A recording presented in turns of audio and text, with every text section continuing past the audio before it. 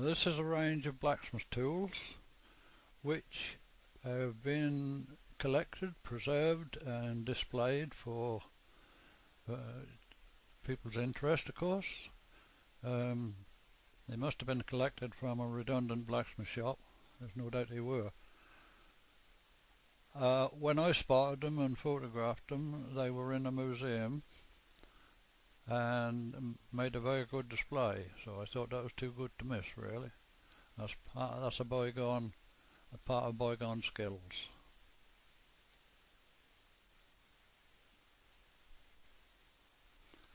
Now, this is a typical village workshop from years gone by, when such a workshop would cater for the village's needs.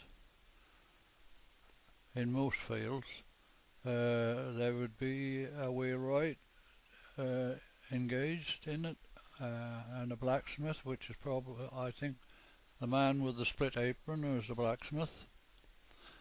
There'd be carpenters, and quite possibly one of the men would undertake funerals. There would be a lot of those workshops catered for, they did undertaking as well as their other skills.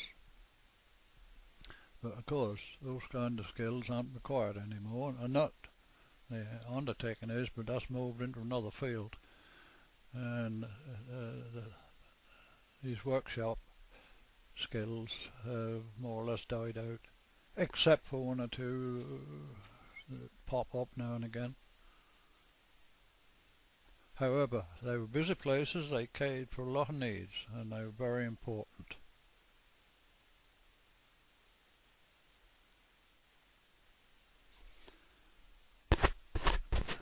This, as you see, is in this windmill was a grist mill that served the village many years ago. Stands at the bottom of Mill Lane, and people took their corn to be ground into flour, and farmers took their produce to be ground for animal feed and so forth, like in many villages. But as time went on, the sales deteriorated and they collapsed. It was carried on with the help of an engine for some time. The engine drove the stones instead of the sails, but eventually, as things in villages became more modernised, farmers got their own machinery to do all that sort of thing, to produce animal feeds and such like, and people started buying flour rather than having it ground from their corn. So of course the windmill became redundant, as in most places as time went on. However, it still stands there, the body of it. The sails are no longer there, of course, but the body, the brickwork, still stands there, and it obviously doesn't do any work nowadays.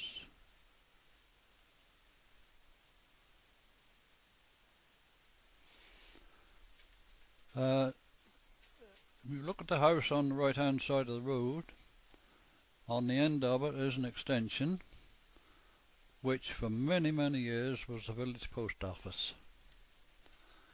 At that time the cottage on the left hand side was still lived in, but since some years ago now that was demolished and the site cleared and become part of a modern development. Post office moved out from there to the shop up on the corner of Bridge Road, and as I say, though that's moved further out of the centre of the village, you might say, I suppose, judging by modern times, we're lucky to still have a post office, so that's not a great problem.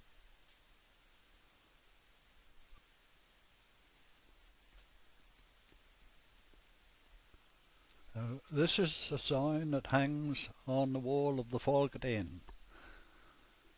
Now, the sign represents the fact that many years ago in the vicinity of the Folgate there was a toll gate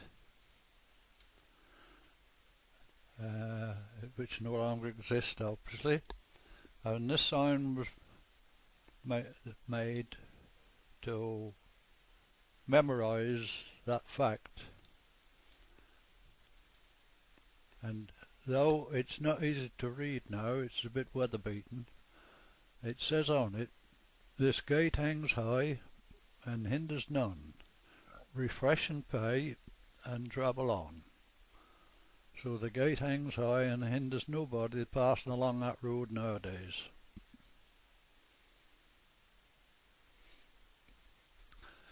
There was a time many years ago, as you can see from the date on this photo, that soft fruit growing was a very popular thing in this area.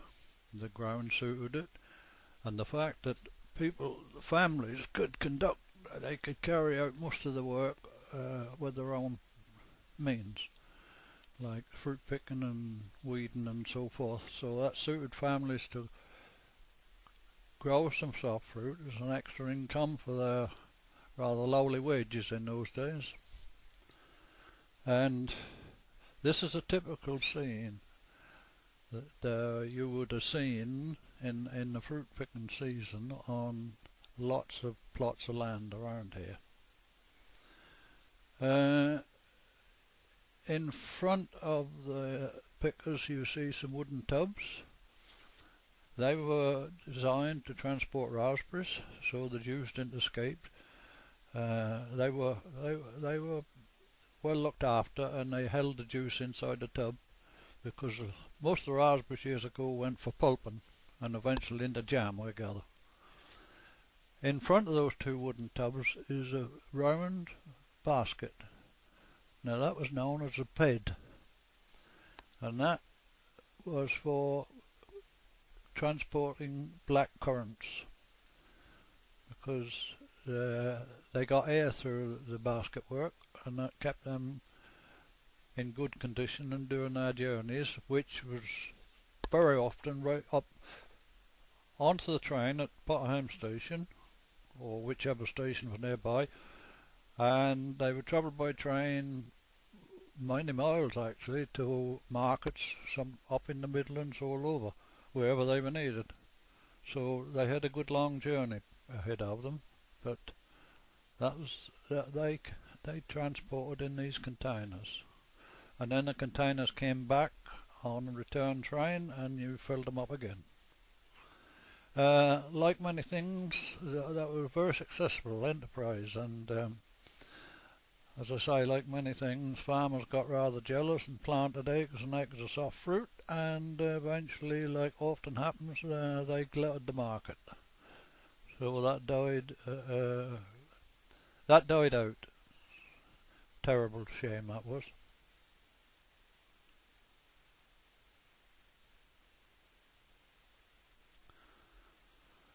During the First World War, an army camp was situated on the field just off Station Road, known as the Thoroughfare.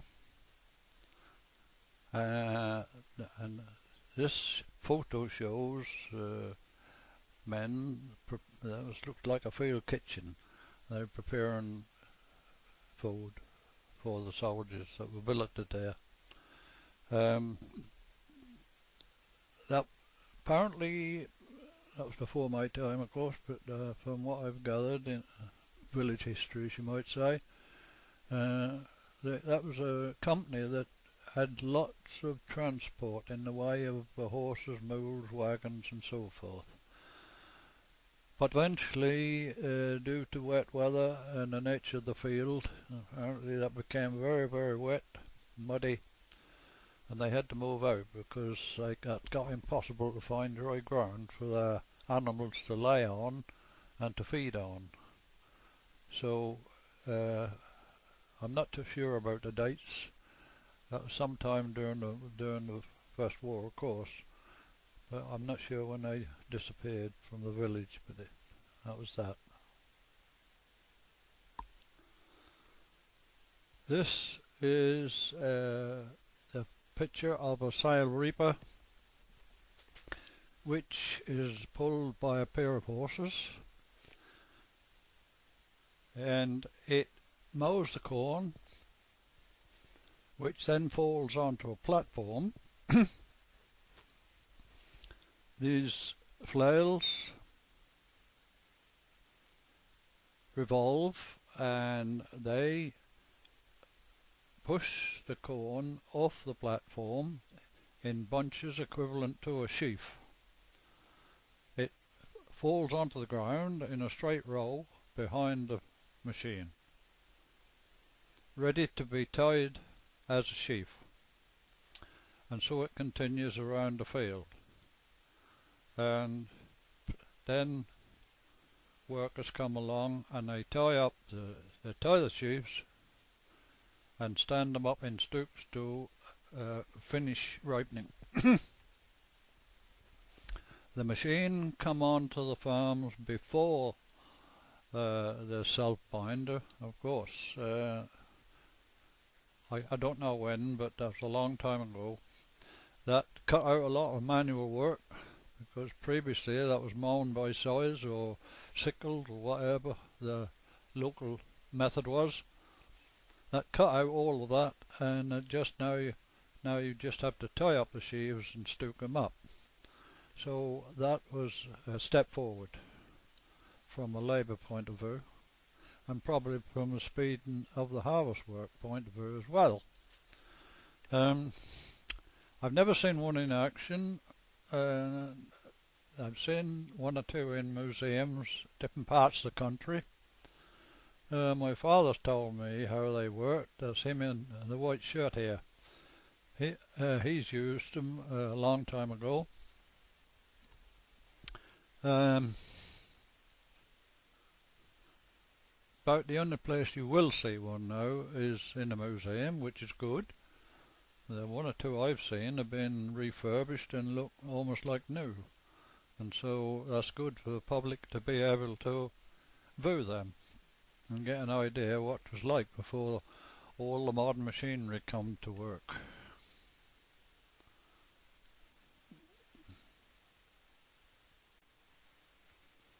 This is another picture of the army camp on the thoroughfare in the First World War, and obviously these two men, soldiers, are operating a field kitchen by the looks of their pots, and that must have been how they operated. Perhaps they didn't have an indoor cookhouse, I don't know, for my time of course, but they're cooking outdoors at the moment, obviously. But the fact that they've got no jackets or coats on, it do suggest that that was fine weather at that time.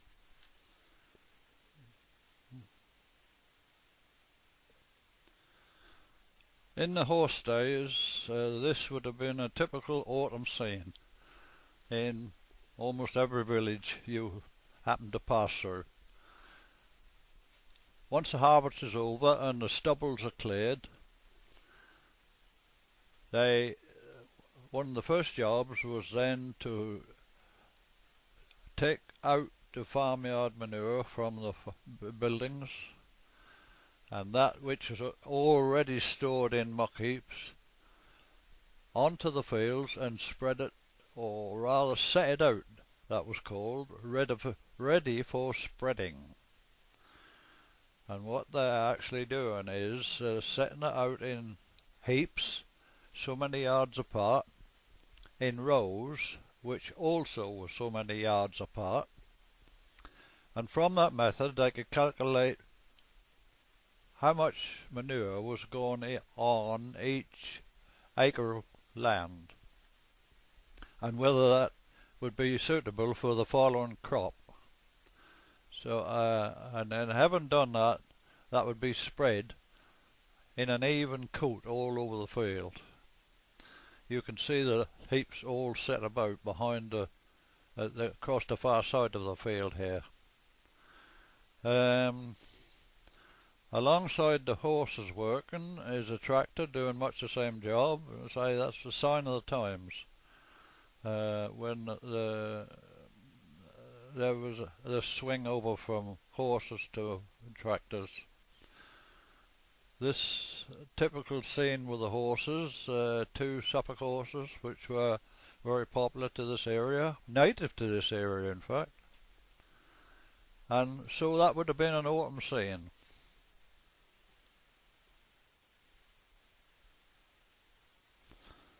This picture takes us back to the time when corn was still drilled by horse-drawn drills, a pair of horses, each side of a pole that ran between them and attached to the drill. Very popular drills they were, very good serviceable machines. And with that method you would drill about probably 10 acres a day, reasonably comfortable.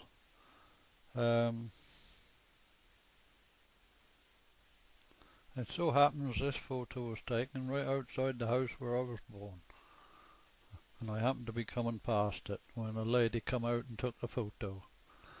So back to home.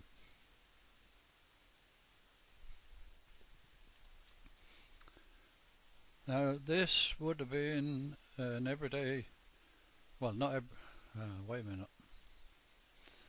This would have been a typical scene years gone by as you passed around the countryside. But the only time you're likely to see it now is if you go to a country show or to a special event put on for the purpose of showing the horses. But as I say, that was a common sight. They are the Suffolk horses, which are very popular in this area, and the plough that they are drawing is a Suffolk type plough. It's an all metal plough made by Ransom's, Ipswich, and though you saw them in other counties, most counties had their own type plough. Norfolk had what was known as a Norfolk plough, which we shall come to in a minute. That's not to say that the other ploughs are not up to scratch. They were good at their job, of course. That's what they were designed to do, and they did it to suit their county. That's just like many other things, that's preference. And of course, the facilities, spare bits and whatnot were handy within the county if they needed them.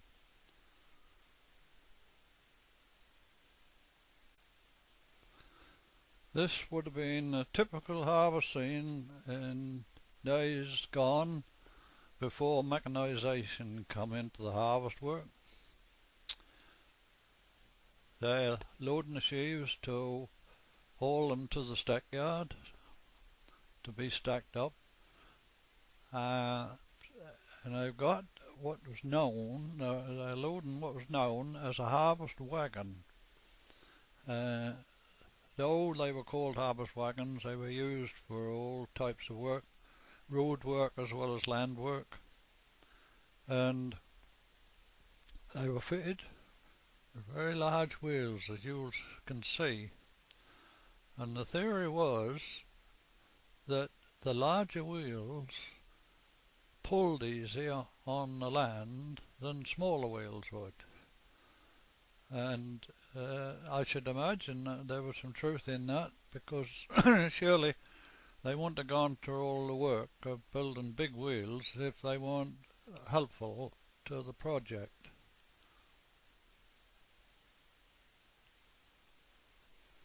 As it happens, the man on the front of the load is my father, and the man on the rear of the load is my cousin, was my cousin. They're both passed on now, because that photo was taken a long time ago.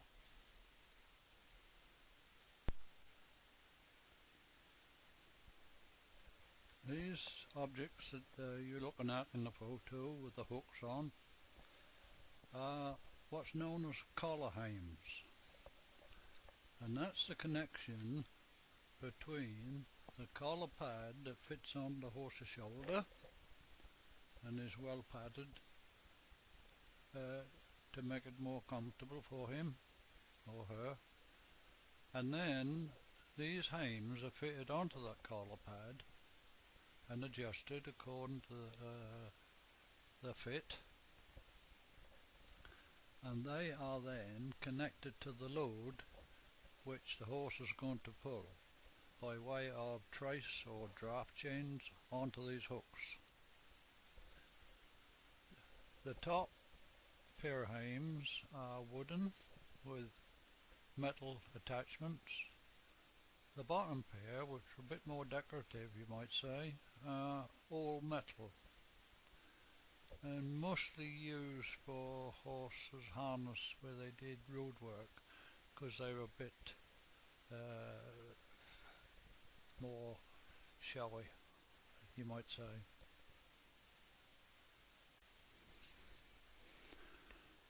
Now here we have a variety of farm vehicles. The first one near is what's known locally as a hermaphrodite. The reason being, that's neither a cart nor yet a wagon, but that can act as both. In most of the year, that's the cart section is kept as a unit on its own and used for everyday jobs.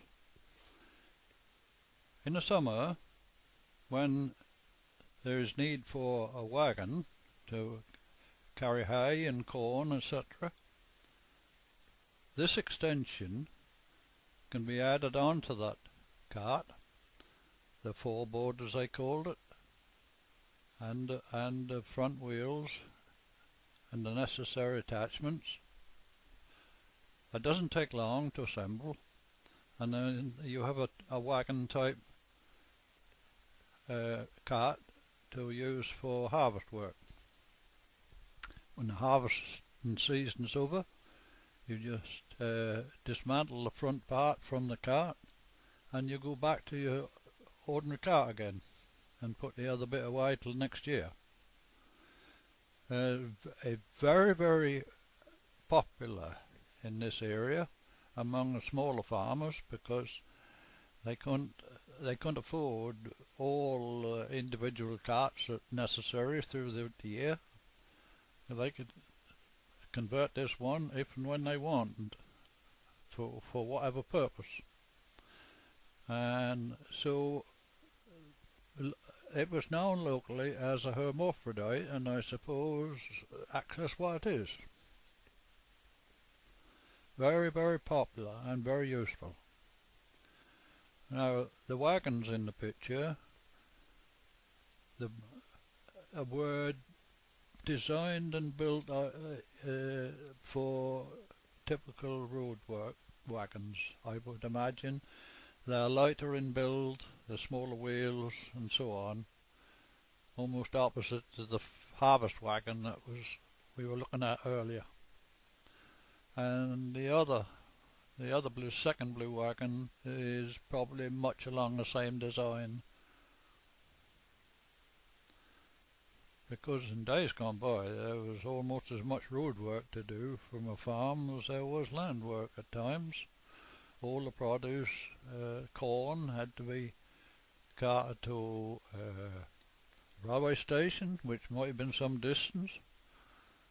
In this area they used to cart it to the wherries many years ago, and to the mills and so on. So there was a lot of road work involved, and wagons were built and designed for that purpose.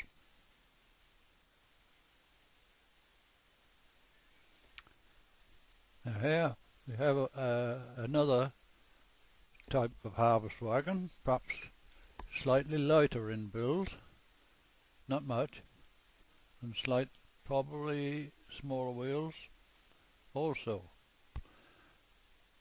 But very often these wagons were built to the design the farmer wished.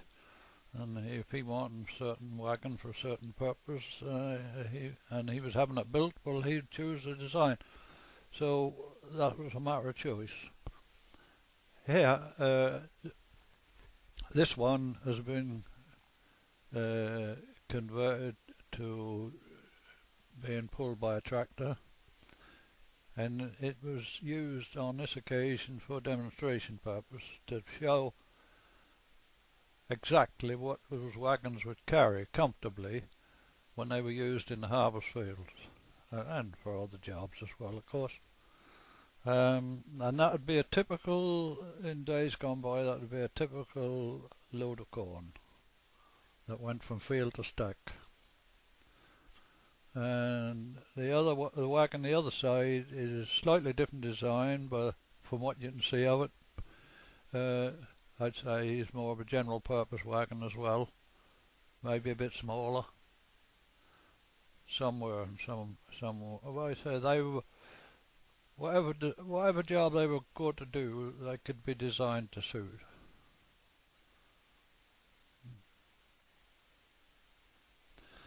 These have obviously been restored for demonstration purposes, show purposes, and because they're now looking as they did when they were new many years ago.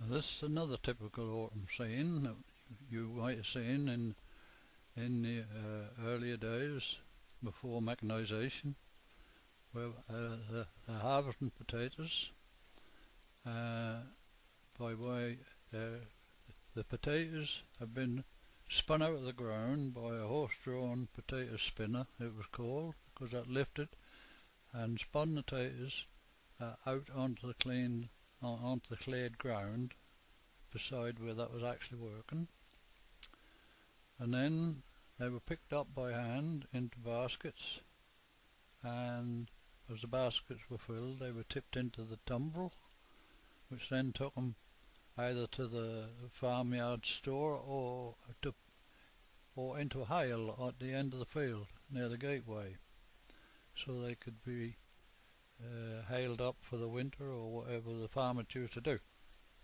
But it's the way it was done before the modern machinery took the job on. And these tumbrel carts were ideal because they could tip the potatoes into them, and after they were removed, those carts could be tripped up and all the dirt could be scraped out before they started to make another load when they got back. And so therefore that's a typical autumn scene of potato harvesting as it was, but not anymore, of course.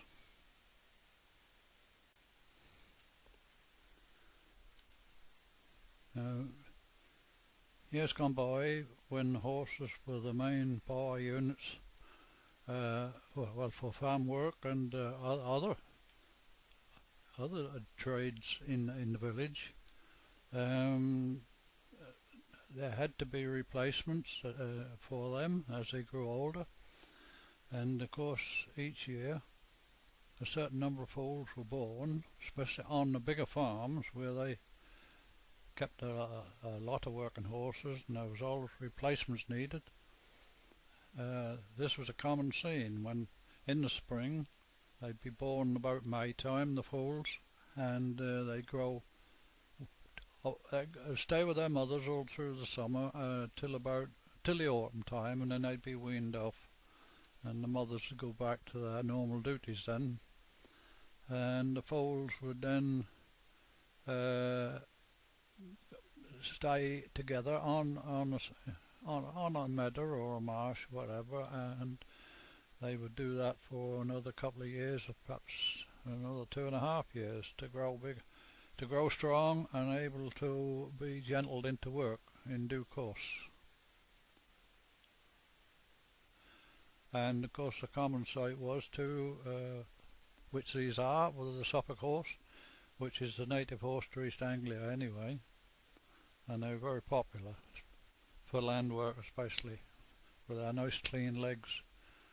They were very suitable for working on a land. They didn't get clogged up with mud and soil as a hairy legged horse would. And they're very hard wearing, as you might say, horses. They would work comfortably for several hours on end without any additional food.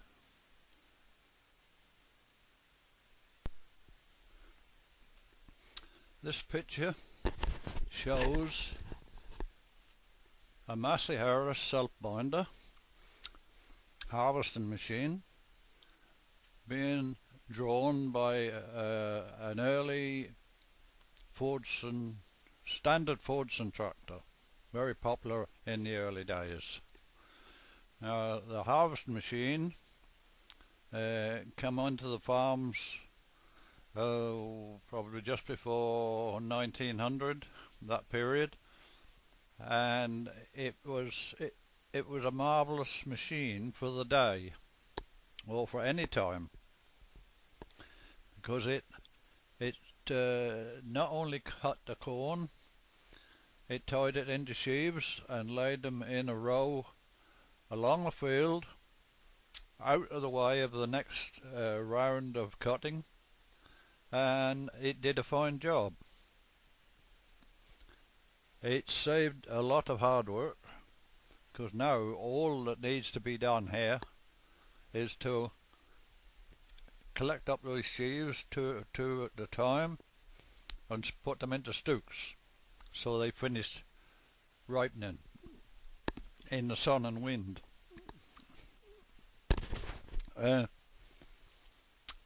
When the binder first come into the countryside, that weren't very popular with the workers, because that cut out quite a lot of hand work and casual work for people in the village that used to tie up the loose sheaves and so on, and of course this done all that job in one. That was a bit unpopular, to the point where, according to the history of the countryside, they were attacked. These machines were attacked at night time if they were left in the field or in a farmyard, and often set fire to, because the workers objected to them coming along and taking their extra work away. However, it didn't make a lot of difference, because the machine, it continued with its work, and it actually did its job right up till the time when the combine harvester took over. And so it was a very stable and worthwhile machine to have.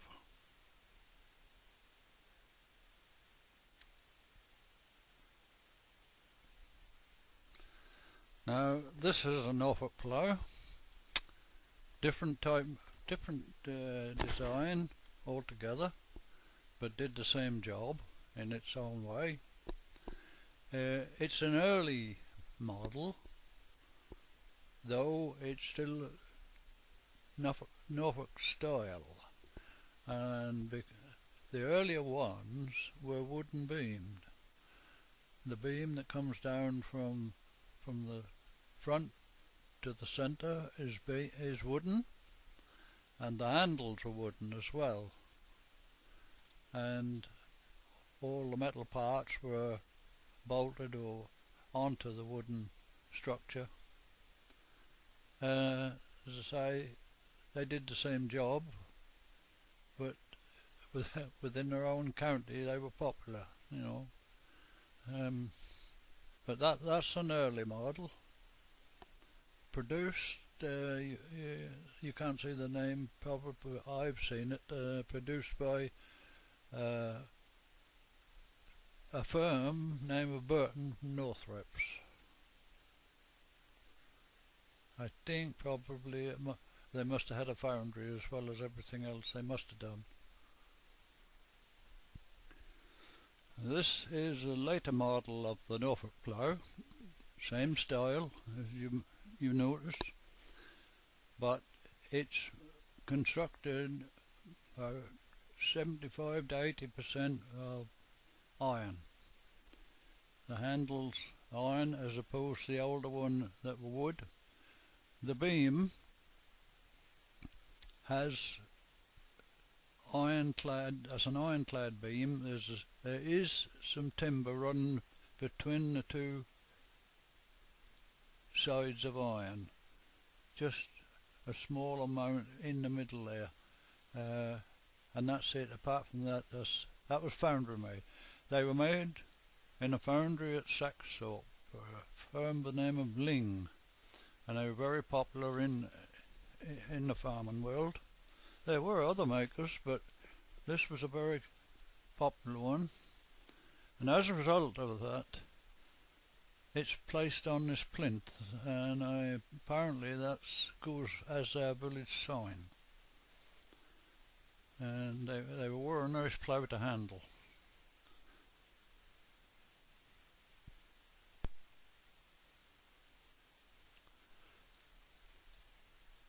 Many years ago, when wool was the mainstay of the economy in this area, the Norfolk horn sheep that you see in this photo were the main breed that produced that wool and meat as well, of course. As time went on, they became crossbred with Southdown sheep in order to produce a bigger carcass for butchers, and that led to what we now know is the Suffolk sheep, which is a bigger bodied sheep and very popular too. And so actually the Suffolk sheep was partly developed from the Norfolk horn and the Southdown.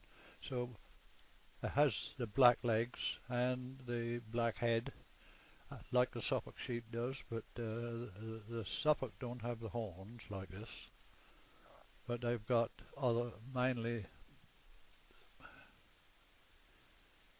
but they do grow into fuller carcasses.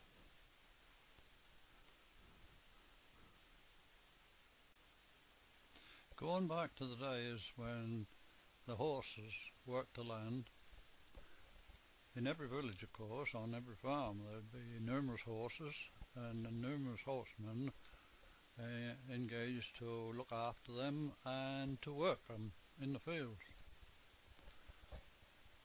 And in some villages, not all, weren't necessary really in all, after harvest when the fields are clear in the autumn, certain villages would organise ploughing matches where the local horsemen could go along and show off their skills, you might say. There were two sorts of ploughing matches. This one is what's called a drawing match, whereby that's a competition to see who can draw the straightest furrow. Judges are appointed, and they go to great care to measure them accurately. So that's all well organised, but it has to be. There's a lot of competition there. There was, and the other kind of ploughing match is where a man takes his own pair of horses and ploughs a small plot from start to finish like a miniature field. But you can only do that, compete in that, if you've got horses and plough, or you can loan them, but that is not open to everybody, obviously.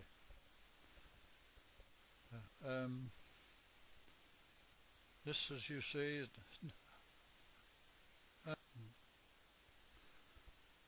And of course the horses, in due course, they disappeared from land, and so did the competitions. And actually you never saw a heavy horse anywhere for years and years and years. And all of a sudden they sprung into the picture again, like these two here. There were certain farmers who loved our horses, and they kept on breeding them for the sake of having them on the farm, and they'd do a little work with them, but then they would bring them to competitions, as these pair were brought. And I'm having a go myself at drawing. They were fairly good horses to work with, so that's a popular competition in the horse days.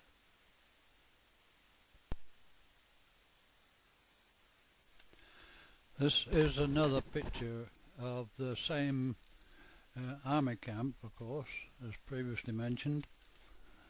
First World War on the thoroughfare, which is now a housing development, and it looks as if they operate in a field kitchen. Must have been fine weather.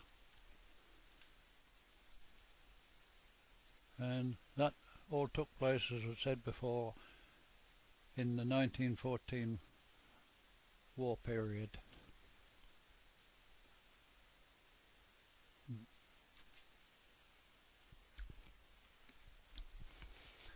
Now, following the sail reaper, the next invention that came along was the self-binder, as you see here. I think that came into operation about the end of the 19th century, give or take a year or so. It did a complete job, it does a complete job, did for years. Look, that cut the corn, that tie it into sheaves, all ready to be just stooked up. However, that caused a lot of unrest, because what that did, you see, that was such a good machine in its work that saved all the hand tying and mowing with saws and everything. That just did it all. And as a result, you see, that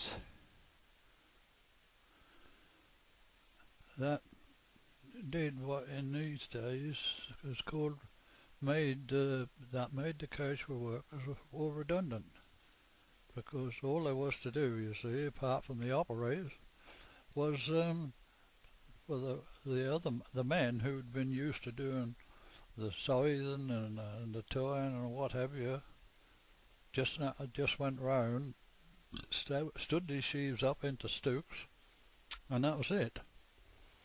But that did cause a lot of unrest, because, as I say, that made casual workers almost completely redundant on the farms. However, that was very successful, and that continued to do the job efficiently right up to the time the combine harvesters came along. And of course they do the complete job in one sweep. But that's another age.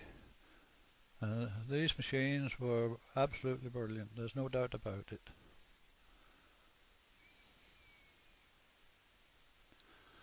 However, before the tractors took over pulling them, they were normally drawn by 3 horses. And because that was in the hottest part of the year, in the harvest, that was very hard work for those horses. And I think the system was that they'd do 2 hours at stretch, and that'd be enough. That was as much as they wanted to do, 2 hours on the binder. On the bigger farms, that was well organised, whereby they could have another relief group of horses to come along and change over with the ones that had done their stretch. And they were taken home and fed and watered and so forth, and that's how that kept the thing going all through the day. Because small farmers weren't so lucky. They could only just perhaps muster one team of horses between two of them, and so their working period was much restricted. However, they managed. That got the job done in due course. Sadly, according to history, in some parts of the country, the feeling was very high about these machines coming along, that actually gangs of people got round at night after the working days was over and set fire to them, burnt them in the field, and so on.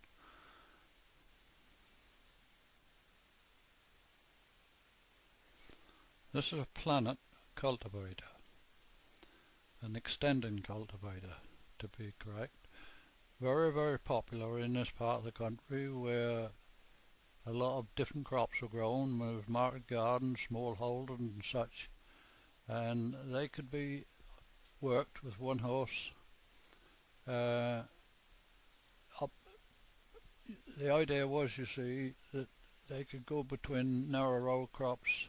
They can be closed in fact they'd go between rows of potatoes if necessary, and cultivate or even mould up the potatoes if you had the right shears on.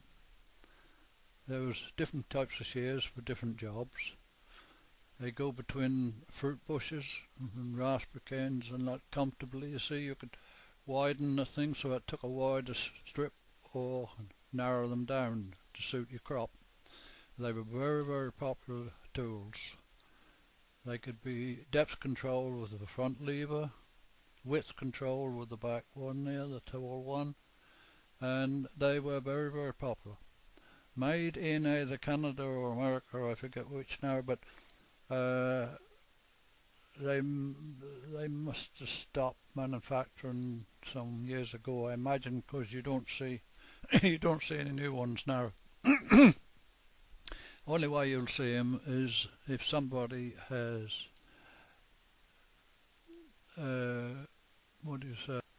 got hold of a decent one and refurbished it and so on, and taken care of it, preserved it, like this one.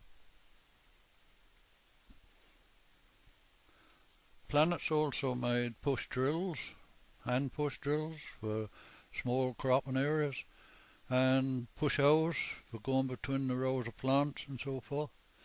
Very, very popular tools, but become redundant now.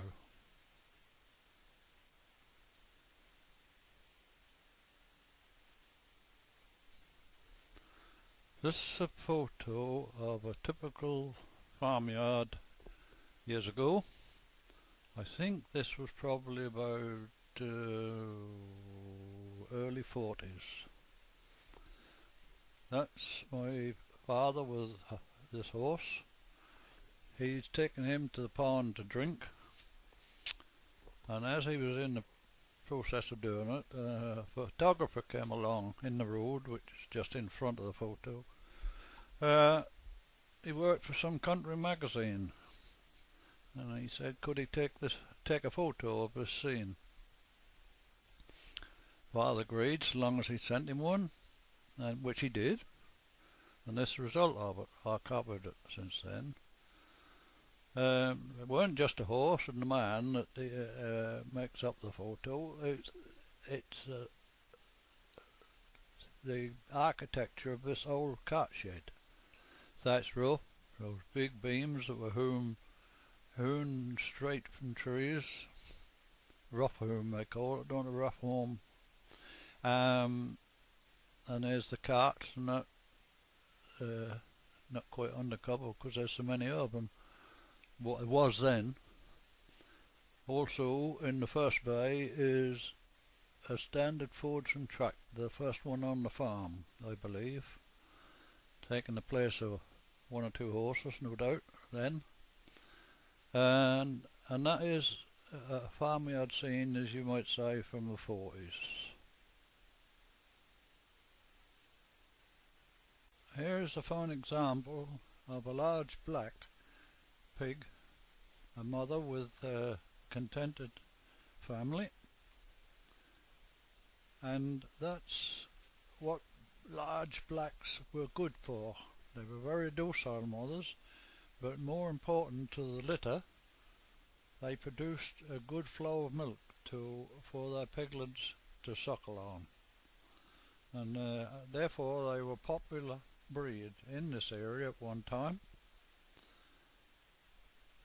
However, as time went by, they lost popularity, not because of their performance, but because they had the misfortune of having large ears that covered their eyes, more or less, and as such they were liable to lie on the little piglets, because when the piglets got hungry they would indicate it to their mother, and she would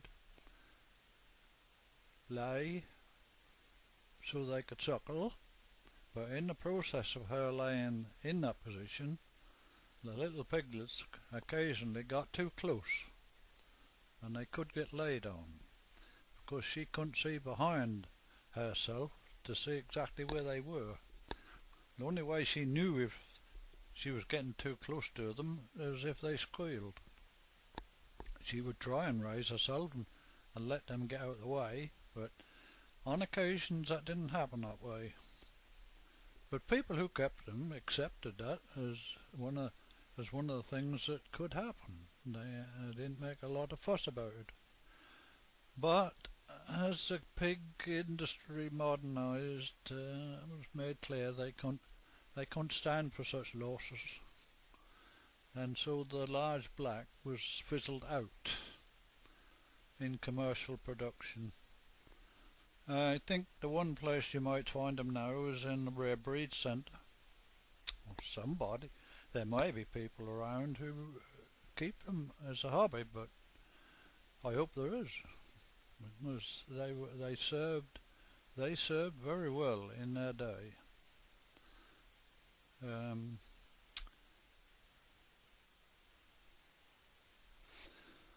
Now here's a picture of saddleback pigs who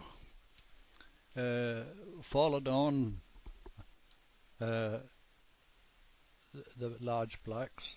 They more or less, I think you could say, more or less filled in their gaps, because they were popular at one time.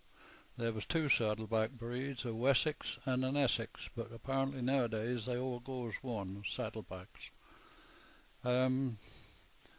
They, as you see, their ears are more set forward and they don't trail over their eyes, so they got that advantage that the large black never had. They could see more around them. They, as I say, they were very popular for quite a while, but then new breeds were tested and tried, and breeds they were crossbred by European breeds come over, and they were said to be more suitable for the commercial pig world, crossed with a breed like this or pedigree. So these are now few and far between. They're quite happy to forage around on a piece of rough ground, such as you see in the photo here, and so therefore they're a good choice for organic pig rearing or free range pig rearing, whichever way you like to look at it, and so they fit into the job they're doing.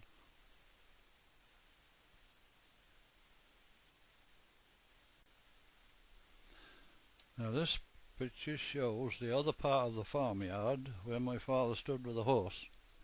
There's the other part of the cart shed that you can see. And this is a typical scene of those days where cows were brought in to milk, just wandered down the road and into the farmyard and so on. you'll notice mixed colours, mixed breeds and so on, which they were in those days. Now practically every cow you see is black and white now, Frisian. But that weren't so one time. They didn't stick to one particular breed. Mind you, that's been improved by careful breeding. Milk and cattle have improved over the years by careful breeding, but that didn't come along at that time. That was much the same period, 40s, early 40s probably, and they went round the pond and up into their cow shed and were milked by hand, of course, and that was the way it was. The milk was bottled and delivered round the area, and that's the way it went on. Not very clear, but in to the right you can see some water shafts to a water cart, and of course hardly any farms had pipe water in those days, so you had to load that water tank cart up with water from the pond and take it out into the field for the cows to drink when they went back out again. So things have moved on since then. When I said, which is so, that nearly every cow you see nowadays is black and white, Frisian type, I was referring of course to the milking cows. You do see many different shapes and colours among the beef cows, the ones that rear calves for beef. They are crossbred very often. Our local breeds are crossbred by European breeds to improve their beef qualities, and then you get a mixture of colours, all sorts, but not among the milking herds.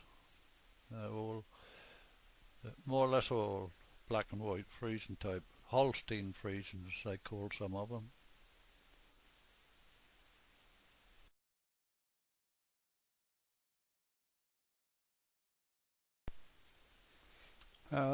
This is the photo of an early model of the standard Forsons. As you see, this one is on steel wheels. Many of the early ones were. I think the farmers were dubious whether the rubber tyres would get enough grip on the land, and so they went for the wheels with the lugs on. However, that was all right on the land, of course. Not once so handy when that come to moving along the roads. To do that, you had to put a steel band right round the wheel and tighten it up to keep the lugs from penetrating the road surface. And after a time, when the first tractors were traded in for a new one, mostly they went for rubber tyres, and then they could do transport work as well with ease. But these tractors did a very good service in their lifetime.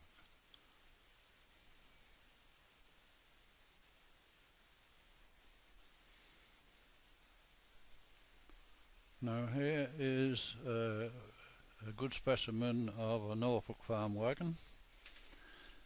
This one in particular has been refurbished and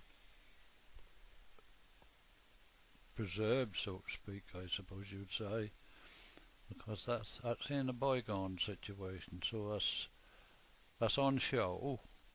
It's a perfectly good example, of course, and that gives us a good impression of what they were like. I won't say that that's dim design for road work, but that seemed to have one or two features about it that the ordinary farm everyday wagons didn't have. But that is a good specimen of a Norfolk wagon.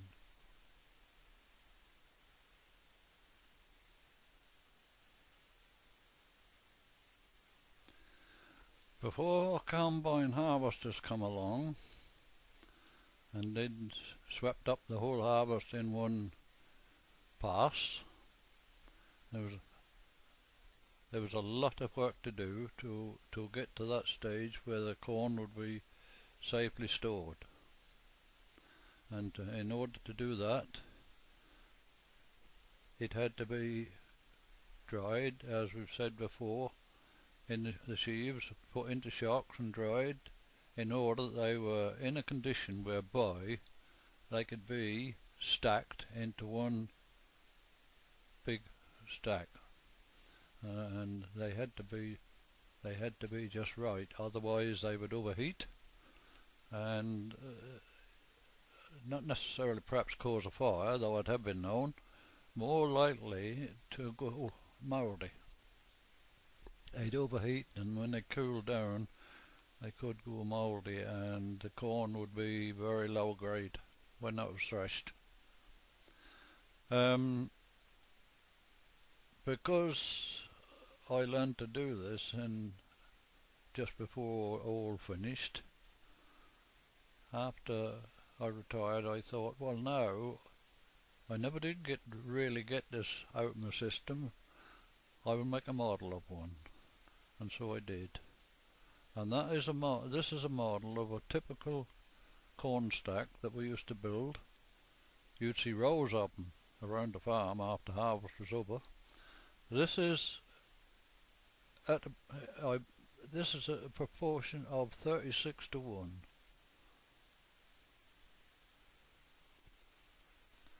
And of course, to finish building it up on the roof and to thatch it as well, of course, you had to have good long ladders, such as this example.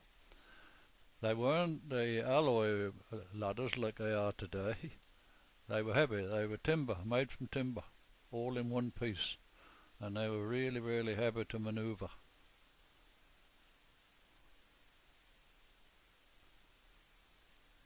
But that's the way the corn was stored, to keep it weatherproofed till that was required to be threshed later on.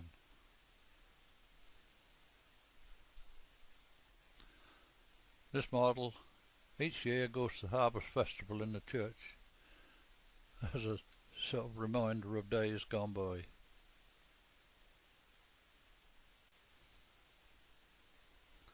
Here I am with Duke in the roller, which was one of the tools we used for seed bed preparation in those days.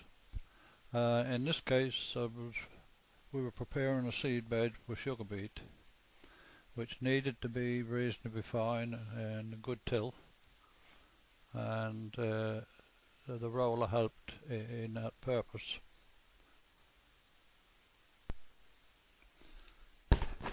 This was the old blacksmith shop at Heigham many years ago, of course, and it's been closed down now. When the last blacksmith retired, that closed some years ago. That is him standing with his apron on. Who the other man is, nobody seems to know, or nobody that's around here now, but in my opinion he is a local builder, because in front of those two men lay on the ground is a wall oven, and I rather think they're discussing what to do best with it. Now, wall ovens were in most of the cottages years ago, and occasionally a hole burnt in either the sides or the bottom, and that had to be taken out the wall and taken to the blacksmith to have a repair done. And I rather think that that's what is going to happen to this one.